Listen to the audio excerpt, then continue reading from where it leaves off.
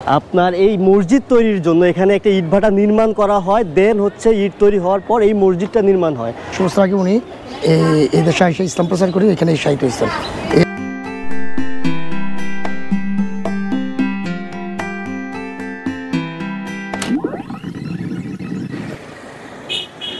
আসসালামু আলাইকুম everyone, welcome করছি চাঁদপুর থেকে। গতকাল রাতে হচ্ছে আমরা কুমিল্লা থেকে ব্যাক করে চাঁদপুর আসছি। আজকে আমরা হচ্ছে চাঁদপুর ভ্রমণ করব। আমরা অলরেডি কুমিল্লার ভিডিওগুলো দেখছেন বা দেখা শেষ করেন নাই, অনেকে শেষ করার অনুরোধ রইল। আমরা হচ্ছে চাঁদপুর ভ্রমণ শুরু করলাম চাঁদপুরের হাজীগঞ্জ উপজেলার আলীগঞ্জ থেকে। আর এই আলীগঞ্জ হচ্ছে এই মাজার মাদ্দাখা মসজিদ ও মাজার, এই মাজার থেকে আমরা শুরু করব আমাদের ভ্রমণ। কি সুন্দর কারুকার্যে অঙ্কিত এই গেট, আর এই গেট ধরেই হচ্ছে আমরা মাজারে যাব, মাজারের ভিতরের অংশে যাব। চলুন গিয়ে আগে মাজারটা দেখি আমরা। এটা হচ্ছে হজরত মাদ্দাখা রহমতুল্লাহ সাল্লামের মাজার শরীফ, আর এটা হচ্ছে বর্তমানে পুনরায় সংস্কারের কাজ চলতেছে।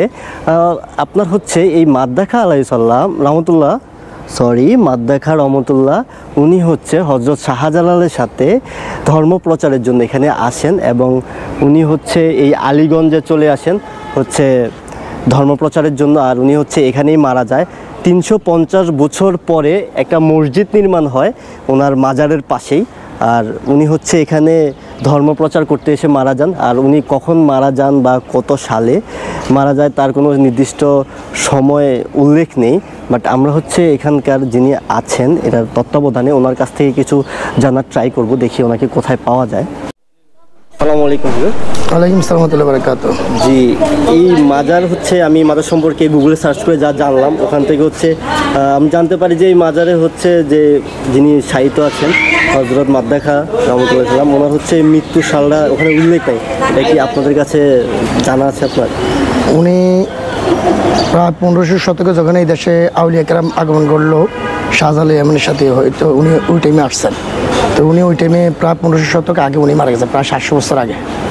তবে এই তারিখটা আমাদের কাছে জানা নাই যে কোন তারিখে, কারণ 700 বছর আগে তো, যার কারণে আমাদের তারিখটা নির্ধারণ নেই। তবে 700 বছর আগে উনি এই দেশে এসে ইসলাম প্রচার করে এখানে শাহিদ হয়েছেন। এই অঞ্চলে উনি ইসলাম প্রচার করছেন। উনি শুধু আরব থেকে আসছেন। আপনারা যারা ফেসবুক থেকে দেখছেন পেজটি ফলো করে দিন, আর ইউটিউব থেকে যারা দেখছেন সাবস্ক্রাইব করে দিন। তথ্যবহুল ও প্রাকৃতিক সৌন্দর্যময় ভিডিও বানাতে সহযোগিতা করুন।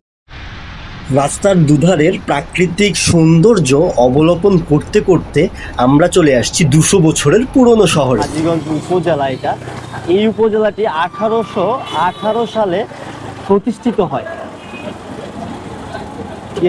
বেসিক্যালি এটা হচ্ছে 1818 সালে এই হাজীগঞ্জ উপজেলাটি স্থাপিত হয় চাঁদপুর জেলার মধ্যে। আর এই হাজীগঞ্জ উপজেলায় একটি ঐতিহাসিক মসজিদ আছে, আর এই মসজিদের যেই ঐতিহ্য আর ইতিহাস, যেটা জানলে আপনারা হতভম্ব হবেন বা অভিভূত হবেন। আমরা ওই মসজিদ সম্পর্কে জানবো, তো চলেন যাই ওই মসজিদে। এই মসজিদ আয়তনের দিক দিয়ে উপমহাদেশের সর্ববৃহৎ মসজিদগুলোর মধ্যে অন্যতম। হাজীগঞ্জ বাজারের মধ্যবর্তী স্থানে অবস্থিত এই ঐতিহাসিক মসজিদটি 28,405 বর্গফিট এলাকা জুড়ে দুটি গম্বুজ ও একটি 121 ফুটের মিনারের সংস্পর্শে ইট, টেরাকোটা ও টাইলসের দ্বারা শৈল্পিক কারুকার্যে নির্মাণ শেষ হয় 1937 খ্রিস্টাব্দে, এবং শুক্রবারের মসজিদে আজান দেওয়ার মাধ্যমে মসজিদ উদ্বোধন করা হয়। এই হচ্ছে হাজীগঞ্জের ঐতিহাসিক বড় মসজিদ।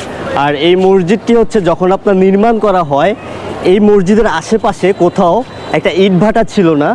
আপনার এই মসজিদ তৈরির জন্য এখানে একটা ইটভাটা নির্মাণ করা হয়, দেন হচ্ছে ইট তৈরি হওয়ার পর এই মসজিদটা নির্মাণ হয়। বুঝুন এই মসজিদটা তৈরি করতে কতটা পরিমাণ শ্রম দেওয়া লাগছে এই প্রতিষ্ঠাতার, এই মসজিদ প্রতিষ্ঠাতার। ওনার অর্থায়ন, ওনার শ্রম, মেধা উপর ভিত্তি করে এই মসজিদটি নির্মাণ করা হয়। এই মসজিদের ফটকটা দেখেন, কত সুন্দর কারুকার্য অঙ্কিত। এখানে হচ্ছে শুক্রবারে এত পরিমাণ মানুষ হয় যে আপনারা বিশ্বাস করতে পারবেন না জুমার টাইমে যদি না দেখেন। আমরা মসজিদের ভিতরের অংশটা দেখব গিয়ে। 28,405 বর্গফুটের এই মসজিদটিতে প্রায় 10,000 মুসল্লি একসাথে নামাজ আদায় করতে পারে। আর আপনারা একটি বিষয় জেনে খুশি হবেন যে বাংলাদেশের জুমাতুল বিদায়ের সবচেয়ে বড় জামাতটি কিন্তু এই মসজিদে অনুষ্ঠিত হয়ে আসছে দীর্ঘকাল ধরে। খড়ের তৈরি একচালা ইবাদতখানা থেকে যাত্রা শুরু করে ধীরে ধীরে মসজিদটি খড়ের দোচালা এবং পরবর্তীতে টিনের দোচালায় মসজিদটি রূপ নেয়। হজরত মাওলানা আবুল ফারাহ জৈনপুরী রহমতুল্লাহ কর্তৃক পাকা মসজিদের ভিত্তিপ্রস্তর স্থাপন করা হয় 17 আশ্বিন 1337 সন। তৎকালীন অবিভক্ত বাংলার মুখ্যমন্ত্রী AKM ফজলুল হক, নবাব ফয়েজ মোশাররফ হোসেন, নওয়াবজাদা খাজা নসরুল্লাহ হোসেন, শহীদ সরওয়ার্দী সহ অনেক গণ্যমান্য ব্যক্তির উপস্থিতিতে বাংলা 1300-1400 বঙ্গাব্দের 10ই অগ্রহায়ণ সেই ঐতিহাসিক জুমার নামাজ থেকে শুরু করে এখন অবধি ইবাদতের কার্যক্রম। এইটাই হচ্ছে হাজী আহমদ আলী পাটোয়ারির কবরস্থান, যিনি হচ্ছে এই মসজিদটি নির্মাণ করেন তার নিজের অর্থায়নে।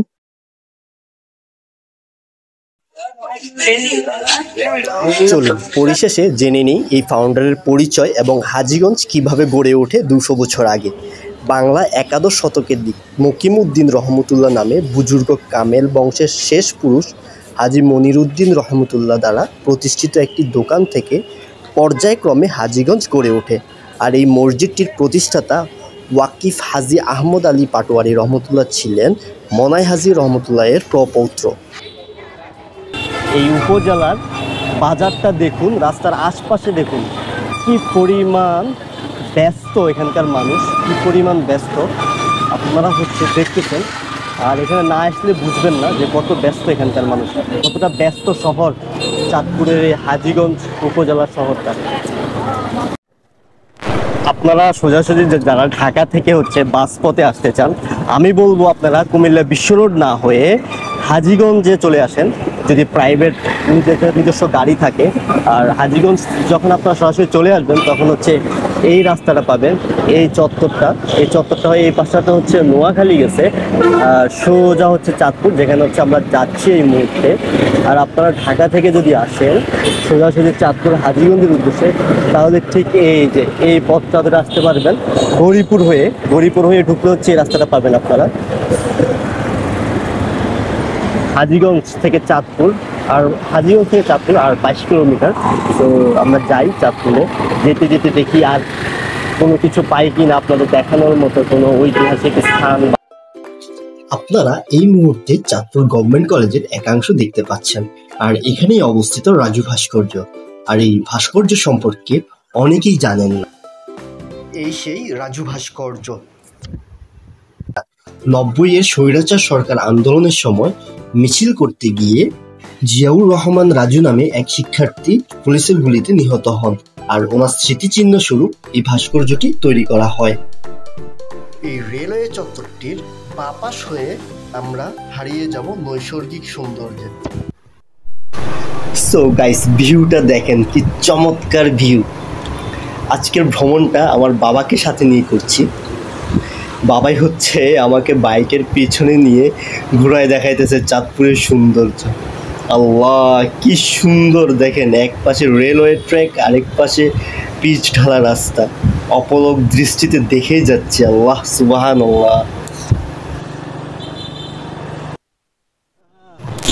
সো ফাইনালি আমি আপনাদেরকে সাথে নিয়ে চলে এসেছি বড় স্টেশন মেল রোডে, যেখানে পদ্মা, মেঘনা ও ডাকাতিয়ার মিলনস্থল। আর এই মিলনস্থলেই কেবল চাঁদপুরের সৌন্দর্য নয়, চাঁদপুরের সৌন্দর্য দেখতে হলে হাইওয়ে ধরে আসতে হবে এবং একদিনে পুরো চাঁদপুরের সকল সৌন্দর্য অবলোকন করতে পারবেন। এই বদ্ধভূমিতে এটা হচ্ছে রক্তধারা স্মৃতিসৌধ। 1971-এ এখানকার বড় স্টেশন চাঁদপুর পুরান বাজার ও 3 নদীর মোহনায় একটি টর্চার সেল তৈরি করে পাকিস্তানি হানাদার বাহিনী। স্বাধীনতার 40 বছর পর নির্মিত হওয়া এই স্তম্ভে 3টি রক্তের ফোঁটার প্রতিকৃতি দিয়ে বোঝানো হয়েছে রক্তের ধারা। 71-এর মুক্তিকামী যোদ্ধাদের স্মরণে 2011 সালে জেলা প্রশাসক প্রিয়তোষ সাহা এবং চাঁদপুরের মেম্বার্স অফ কমার্সের প্রচেষ্টায় তৈরি হয় এই দৃষ্টিনন্দন ভাস্কর্যটি। আপনারা চাইলে ছবিও তোলাতে পারেন, পর্যাপ্ত পরিমাণ ক্যামেরাম্যান রয়েছে, আর এরকম সুন্দর ভিউ তো ফ্রিতেই পাচ্ছেন, কোনো টাকা লাগবে না এই সুন্দর ভিউর জন্য। আর ওই পারে হচ্ছে নদীর ওই পারে হচ্ছে আপনার পুরান বাজার, চাইলে পুরান বাজার থেকে ঘুরে আসতে পারেন, অথবা এখান থেকে নৌকা নিয়ে মিনি কক্সবাজার বা নদীর পাশ ঘেঁষে ঘুরে দেখতে পারেন নদীটা। এই যে এই পাড়টা দেখছেন, এই পাড়টা হচ্ছে ভরা বর্ষায় পানি পুরা থই থই করে, কম্পিত হয় এই জায়গাটা পানির ঢেউয়ে। এই যে একটা নৌকা মাছ নিয়ে উঠে আসছে পাড়ে, তো দেখেন এই যে মাছ হচ্ছে বড় ছোট করে বাঁচতেছে মেবি, হ্যাঁ এই যে বড় ছোটোগুলো আলাদা আলাদা করতেছে, আমার দিকে তাকায় আছে, বড় ছোট করে বাঁচতেছে, বড়গুলো আলাদা ছোটোগুলো আলাদা। রোদ থেকে বাঁচার জন্য পর্দা ইউজ করছে একটা বেসিক্যালি। ইনাদের হচ্ছে জীবিকার প্রধান উৎসই হচ্ছে মৎস্য শিকার করা, আর এই মৎস্য শিকার করে বাজারে বিক্রি করতে পারে না তারা, সরাসরি ভালো দাম পায় না বেসিক্যালি। তারা হচ্ছে আপনার এখানকার হচ্ছে কিছু হোলসেলারের মতো আছে, তারা হচ্ছে এই মাছগুলো তাদের কাছ থেকে কিনে নিয়ে দেশের বিভিন্ন জায়গায় পাঠায় আর হচ্ছে বিক্রি করে, তারা এখান থেকেই বাজারে নিয়ে যায় আর ওখানে নিলাম হয়, আর ওই নিলামেই এই মাছগুলো বিক্রি হয়। সকাল এবং বিকাল দুই বেলাই হচ্ছে নিলাম হয়ে থাকে। দেখেন এই গোলাকার গাছটা এত সুন্দর সাজে সেজেছে, প্রকৃতি এত সুন্দরভাবে সাজিয়েছে এই গাছটাকে যে আলাদা একটা সৌন্দর্য বর্ধন হয়ে গেছে। নদীর পাড়ে এত সুন্দর একটা গাছ, এটাই হচ্ছে জেলে পাড়া এখানকার, জেলেরা হচ্ছে এখানেই থাকে। আর বর্ষাকালে কিন্তু এখানে পানি উঠে যায়, এই যে এই পাড়গুলোতে কিন্তু পানি থাকে। আর এখানকার মৎস্য শিকারী আর তার পরিবারদের জন্য এই নদীটা একটা মা, কারণ হচ্ছে এই নদীতেই তারা গোসল করে, এই নদীর পানি হচ্ছে তাদের রান্নাবান্নায় ব্যবহার করে, আবার এই নদী থেকেই মাছ উঠায় আর সেটা বাজারে বিক্রি করে পেটের আহার নিবারণ করে, পেটের ক্ষুধা নিবারণ করে। দেখেন এই যে সামনে দেখা যাচ্ছে লঞ্চ ঘাট, ছোট্ট একটা লঞ্চ ঘাট। বয়োবৃদ্ধ আর কিশোর সকলেই হচ্ছে এই নদীর পানিটাই ইউজ করে গোসলের জন্য। আর এই যে নৌকাগুলো দেখছেন এগুলো হচ্ছে ব্যবহৃত হয় মৎস্য শিকারে, শিকারীরা এখানকার মৎস্য শিকারীরা এই নৌকাগুলোকে ব্যবহৃত হয় বা ব্যবহার করে এই মাছ শিকারের জন্য। এই যে কি সুন্দর ছোট ছোট ঢেউ কিন্তু আছড়ে পড়ছে পারে। সো এখান থেকে হচ্ছে আমরা ঝিরিপথ ধরে রাস্তায় উঠে যাব। রাস্তায় হাঁপাই গেছি অনেক হাঁটতে হাঁটতে জেলেপাড়া দিয়ে। রাস্তায় উঠে ওই যে রাস্তাটা দেখা যাচ্ছে, রাস্তায় উঠে দেন হচ্ছে আমরা মাছ বাজারে যাব। আমার পক্ষে সম্ভব না আবার হচ্ছে ঘুরে পুরো জেলেপাড়া হয়ে মাছ বাজারে যাওয়া বা বড় স্টেশনে যাওয়া। এই ঝিরিপথটা ধরেই উঠে যাব রাস্তায়, যদিও টাফ একটু ওঠাটা। এখানে একজন জেলে ভাই বসে আছে, ওনার সাথে একটু কথা বলি। হ্যালো, আসসালামু আলাইকুম, কি অবস্থা ভাইয়া? এই পাশ দিয়ে রাস্তায় ওঠার কোনো ওয়ে আছে? ওয়ালাইকুম সালাম। এখানে যে নৌকাগুলো আটকায় আছে এখানে কি পানি উঠে? জোয়ার আইলে আবার এই পানি চলি আর কি জানো না, নিয়ন্ত্রণ যাইতে হইলে আবার যেন আইছেন হেনে যাইতে হইব, এন্দি রাস্তা নাই, এন্দি যাইতে হইলে আপনার অনেক কষ্ট হয়ে যাবো, অনেক পানিও আছে এইসব, আপনার প্যান্ট ভরে যাবো। উনি যে বলছিল আসলেই ঠিক, আমার একদম হচ্ছে জুতা খুলে তারপর হচ্ছে ঝিরিপথ ধরে উপরে উঠে আসা লাগছে। তাও ভালো আছে যে অতটা পথ হাঁটতে হয় নাই। সো এখান থেকে রিক্সা নিয়ে আমরা সোজা হচ্ছে বড় স্টেশন যাব। ওখানেই হচ্ছে বেসিক্যালি মাছ বাজারটা দেখবো কত রঙের মাছ উঠে, কোথায় মাছটা হচ্ছে নিয়ে আসে জেলেরা ধরে এবং হোলসেলে বিক্রি করে। হেই ভাইয়া, কি অবস্থা? বড় স্টেশন যাবেন? কত টাকা করে? 40 টাকা। 30 টাকা দিব না? ওই জন্য ঠিক আছে, চলেন যাই। সো গাইস, এটা হচ্ছে আমরা রিক্সাটা নিছি, বড় স্টেশনে নিয়ে যাবে আমাদেরকে। 40 টাকায় নিছি, 40 টাকায় হচ্ছে আমাদেরকে বড় স্টেশন নামাই দিবে। আমার কাছে ভাড়াটা বেশি মনে হচ্ছে, যাই হোক ওনাকেই নিয়ে যাচ্ছি আমি, 40 টাকাই সমস্যা নেই। এই যে চাঁদপুরের মৎস্য অবতরণ কেন্দ্র, এখানেই হচ্ছে চাঁদপুরের রূপালী ইলিশের পাশাপাশি ভিন্ন ভিন্ন রূপের মাছ উঠে, আর এখানেই হচ্ছে নিলাম হয়।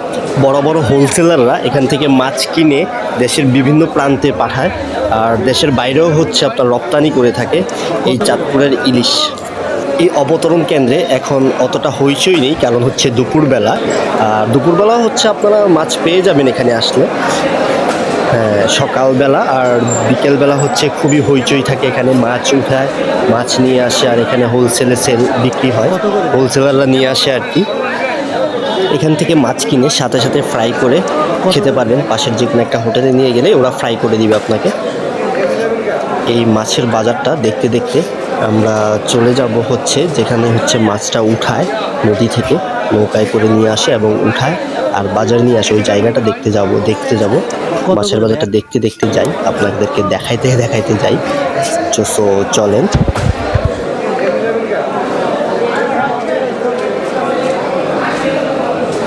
এই যে এই জায়গাতেই ভোরের আলো ফুটতে না ফুটতেই মাছের ফেরি নিয়ে, ছোট ছোট মাছের ডিঙ্গি নৌকো নিয়ে হাজির হয় জেলে ভাইয়ারা।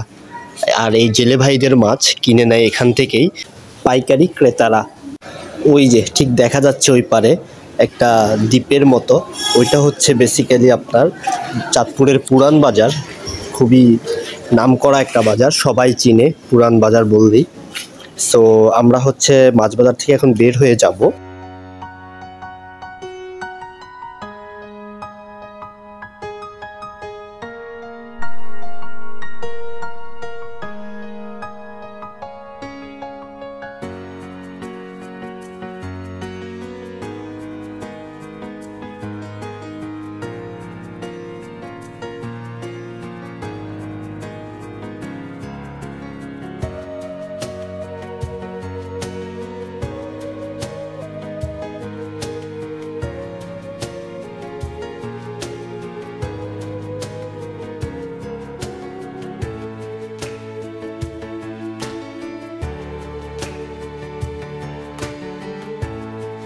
সো গাইস, আমার ভিডিওটি ভালো লাগলে, আমাকে সাপোর্ট করতে চাইলে আমার ফেসবুক পেজটি ফলো করে দিন এবং আমার ইউটিউব চ্যানেলে সাবস্ক্রাইব করে দিন। Please please please my friends.